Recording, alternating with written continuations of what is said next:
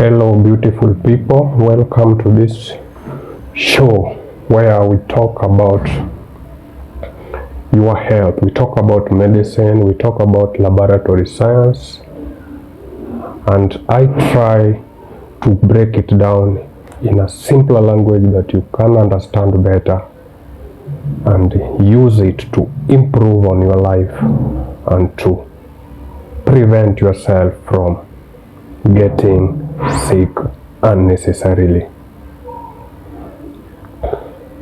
In this today's episode, I want to talk about something that is very serious, something that is very silent, something that is killing a lot of people in the world today, killing people, more people than most of the known conditions and diseases like malaria, HIV, TB, and so many others. A silent killer in the world today, and this is something that is called antimicrobial resistance. Antimicrobial resistance. Imagine a situation in which a child with pneumonia, a simple wound infection, or someone with urinary tract infection just suddenly stops responding to drugs and to treatment or to the antibiotics that are used to manage this condition. Imagine such a situation. Now I want you to stop imagining, because that is something that is nowadays happening so many times, almost on a daily basis in the world today. It is a very serious challenge in developing countries like Kenya and Africa at large. Something called antimicrobial resistance. This is something that is happening today, yesterday, and it is a live situation.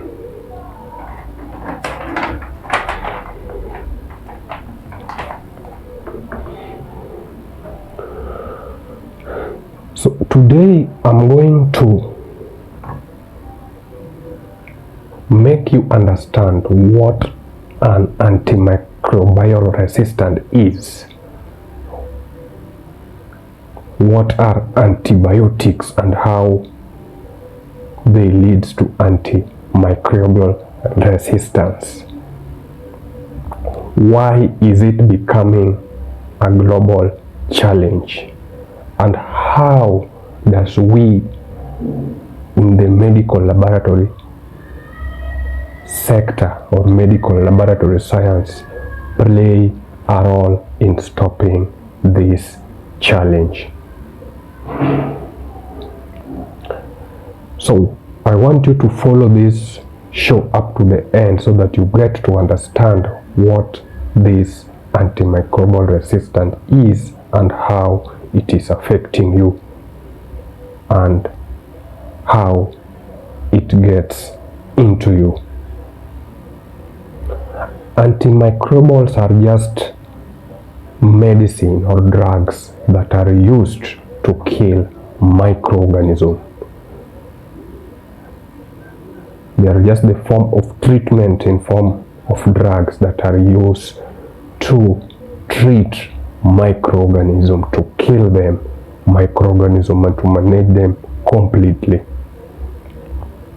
Examples include the antibiotics, which are important in killing bacteria. We have the antivirals, which are used to fight viral infections. We have the antifungals, which are used to treat fungal infection, and we also have the antiparasitics, majorly used to treat parasitic infections. So how does antimicrobial resistance develop? when these bacteria or viruses or parasites that causes infection in your system changes their form, their targeted form. Remember, when we use these antibiotics or drugs, they target the microorganism in a specific form, and that is the only best way that they are able to kill them and finish them completely. So when these bacteria, for example, changes their form and the drugs can no longer kill them, can no longer attack them, can no longer fight them, then they become stronger and stronger, they grow stronger and stronger, and the infections continues to surge, the infection continues to be strong as the drugs becomes weak.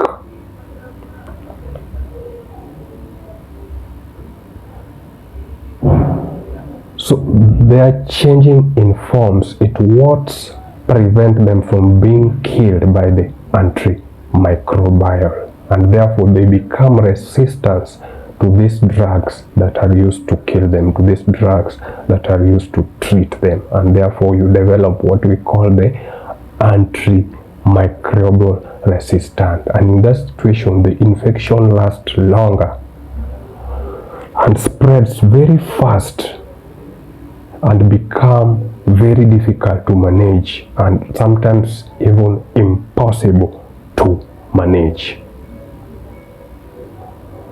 And I know, how then does this antimicrobial resistance develop? Where does it come from? Our behaviors. Our behaviors. This antimicrobial resistance develop because, one, you are overdosing yourself with these drugs or the antibiotics. You prescribe them yourself, then you take them too much. Anytime you feel unwell, anytime you have a fever, sometimes just fatigue, sometimes you are just tired, sometimes it's just your body responding to something, then straight you go and get these drugs and consume them without prescription. So at times you tend to take them too much, or you take a dose that is not recommended, and as such your body gets used to these drugs. The bacteria and the viruses that they are trying to fight get used to these drugs, that they find a way to evade them, they find a way to survive these drugs, and thus is what leads to you developing resistance. Number two, we have wrong prescription. This self-medication automatically leads to wrong prescription. You prescribe the wrong drugs, wrong antibiotics for the wrong problems. You have not tested what the problem is. You don't know the specific microorganism that is causing the infection in you, or causing the problem or the challenge that you have in your system. You just guess and go and take a certain medication, which most of the time does not target the infections that you are suffering from, and as such you are at a risk of developing antimicrobial resistance. Number three, we have incomplete doses, overdose, incomplete doses. The moment you prescribe these things yourself, there are high chances that you are not going to take a full dose. And the moment you don't take a full dose for a certain condition or a certain infection, the infection is not cleared within your system. Some remains, and when they remain, they start to spread again, and they start to develop ways of surviving the antibiotics that you use, such that next time when you use these antibiotics, they are not able to clear or kill these microorganisms. organism. Self-medication yourself, treating yourself instead of going to the doctor to guide you on what your problem is. Antimicrobial resistance is the next thing that is going to come out. Then we also have the fake drugs that are nowadays so many in the market today. When you consume them, they are not able to attack and kill the targeted microorganism, the targeted bacteria. And when that happens, the microorganism will have to find a way of surviving your attacks, and you will develop resistance even to the real drugs.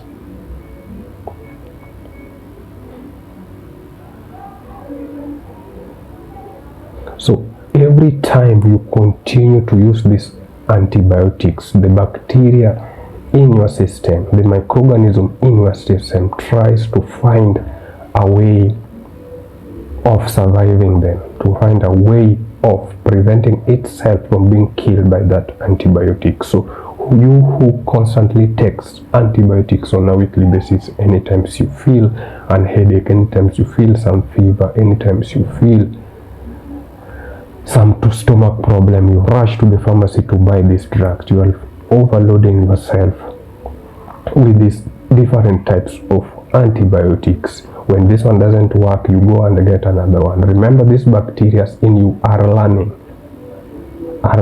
because the moment you don't target them and kill them, they are learning and finding ways to survive. They try to mutate their genes so that they are able to defend themselves from being killed by the antibiotics. Now you can see how antimicrobial resistance develops as a result of our own behavior.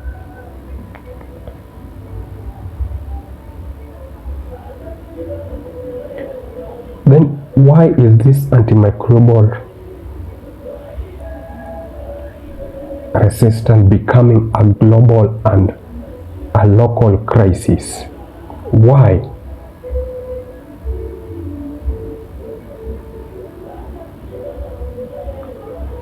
One of the reasons is because of how we live in a free society today, where you can just go to the pharmacy and buy drugs wherever you want. And the worst part of it is some of these pharmacies and chemists that sell drugs, the people who are there are not qualified enough to issue these drugs. So whether you prescribe it wrongly or what, whether it is prescribed or not, they don't want to know that. Their target is getting that your money. They are not regulated. So many people walk into them to buy these drugs without prescription, without anybody alerting them or educating them on the right thing to do. And also sometimes people try to evade this lab test and go directly into treatment without being sure of the specific infection they are suffering from. Their lab test maybe because they are in a hurry, or maybe because the cost is too high to them and the health system is not that stable to be able to cater for them that. And the next thing they will do is try to find a shortcut of surviving, and they will end up going to buy this drug somewhere. And the moment they go to find for a cheap solution, there are high chances that they are going to get fake drugs that will eventually lead them to developing antimicrobial resistance. Another challenge is that we face, that is also contributed by our health professionals, our doctors, is the use of this broad spectrum antibiotics, whereby if you walk into a health facility, And maybe they do some of the routine checkups or the routine lab tests and find out that they are not able to find anything wrong within your system. Most of the time in these small clinics, they prescribe to you antibiotics. And because they are not sure of the specific bacteria or infection you are suffering from, they prescribe to you the broad spectrum antibiotics. And these broad spectrum antibiotics are antibiotics that have the ability to fight different types of microorganisms and bacteria. And the worst part of it is there are high chances that they also fight the microbiome in your system, that the advantageous bacteria in your system that help you in surviving, that helps you in improving your immunity, that help you in stabilizing your hormones, that helps you in digestion and all that. So when you continuously go and take this broad spectrum antibiotics, you are causing more harm to yourself than help. So it is normally important that you find where the problem is. And if it is a bacterial infection, it is important that you narrow down to the specific bacteria that is causing the problem, so that when you use antibiotics, you use a specific antibiotics that targets only that bacteria that causes infection, so that you don't clear also your microbiome or the normal flora within your system. And that now brings me into the role that the lab plays in trying to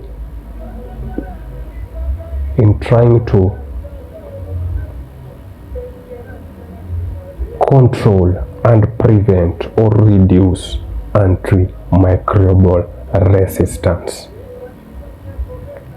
One of the crucial roles that the lab plays is to confirm the cause of infection. Try to tell us whether these infections that is causing you problems, whether it is a viral infection, whether it is a bacterial infection, whether it is a fungal infection. And that will help in determining the type of antibiotic that you are going to use. And after identifying whether this thing is bacterial infection, the labs also narrow down to do what is called culture and sensitivity, whereby we grow this bacteria and confirm that which specific bacteria this is, and after that try and find out which drug, which specific antibiotic is this bacteria sensitive to, and which one is it resistant to. And this is very important because it is going to help your doctor in coming up with a specific drug for your infection and work with what we call target therapy, whereby he will only be managing the specific bacteria that is causing you the infections that you have. And they are now going to avoid using broad spectrum antibiotics and narrow down to these specific antibiotics that only targets the specific pathogenic bacteria. Lab also help in surveillance and generating data that helps in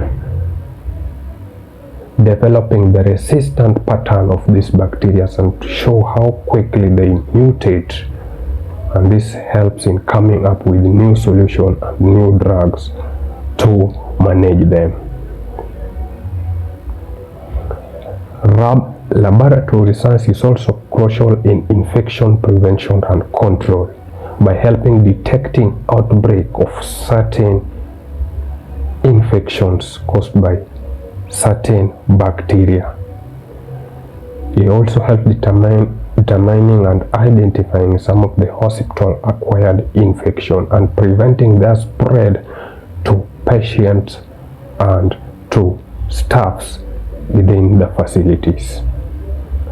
However, while doing so, they also face some serious challenges, including limited resources, where by now most labs are not able to do culture and sensitivity, forcing the doctors to only make decisions with the routine tests like the basic urine analysis, the complete blood counts, and some general markers that are not specific. And this is where they will end up using wrong antibiotics or broad spectrum antibiotics that will make you be at risk of developing antimicrobial resistance. There are also some pressure to release results quickly, and that sometimes they cannot even demand for half-baked results, which can lead to mismanagement of patients. And some doctors also do ignore labs tests and work with their suspicions. And they feel like what they suspect is what the patient is suffering from. They tend to ignore something that is very wrong to the patient and very risky, because in most cases such things don't end well. So therefore, what can we do as a society? What can we do as a lab professional and as healthcare workers? What can we do, we as the normal people and as the patients, to reduce the risk of developing antimicrobial resistance? For healthcare workers, doctors and clinicians, it is important that we request for culture and sensitivity whenever we suspect the patient has a bacterial infection or a fungal infection, so that we narrow down to the specific bacteria or the specific microorganism that is causing this infection, and that will help in targeted therapy and avoiding use of broad spectrum antibiotics. It is important that we also respect the lab results as long as they come from a quality and a standard laboratory. It is important that we work with the lab result and don't adulterate them in any way, and also follow treatment guideline as required. For us, the lab professional, it is important that we maintain standard and quality at all times, while performing this test, so that we produce quality and reliable result. We produce true result, true reflection of what the patient is suffering from. We must uphold ethics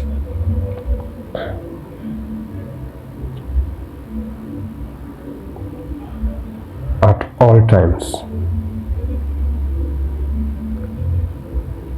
We must work with a lot of integrity and ensure that we produce the true result, not fake results.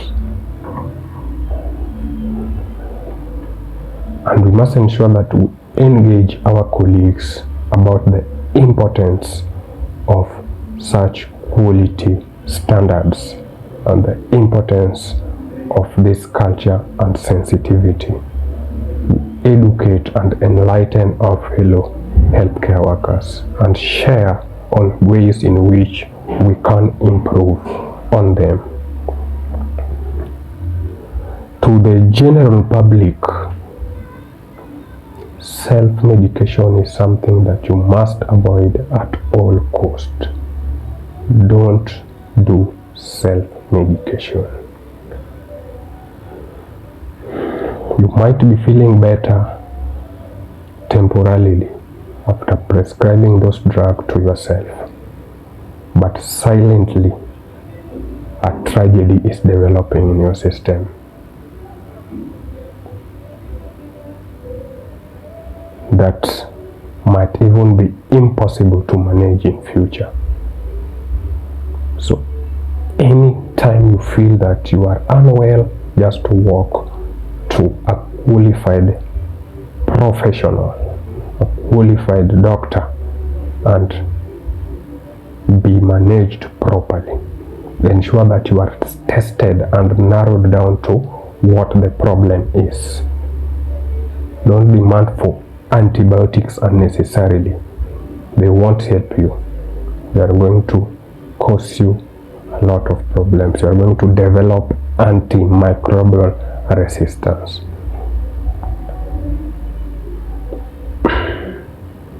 And ensure that you complete all the prescribed doses. Follow your drugs up to the last dose so that the condition is managed fully and completely. If you don't complete your dose, the infection is not cleared at all. And always trust the lab result, as they represent the true picture of what is happening in your system.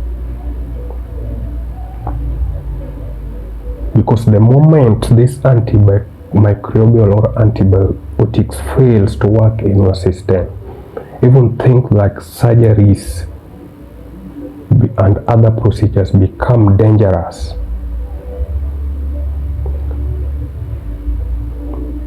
Pregnancy becomes a challenge to you because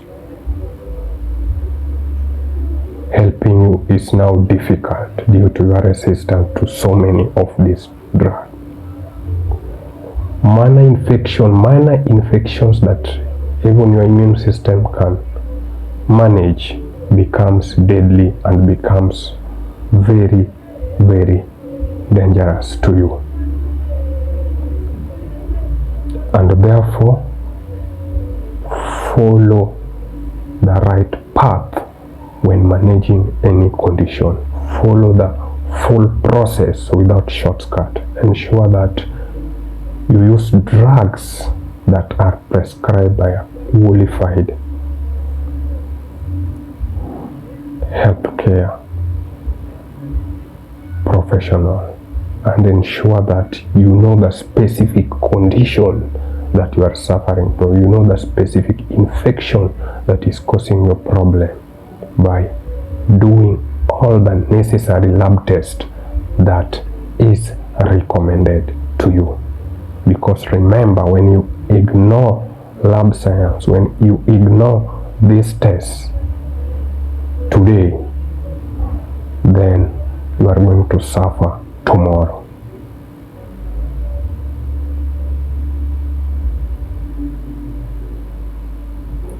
So it is important that we work together to reduce antimicrobial resistance. Take care of yourself. Thank you for watching, and follow for more.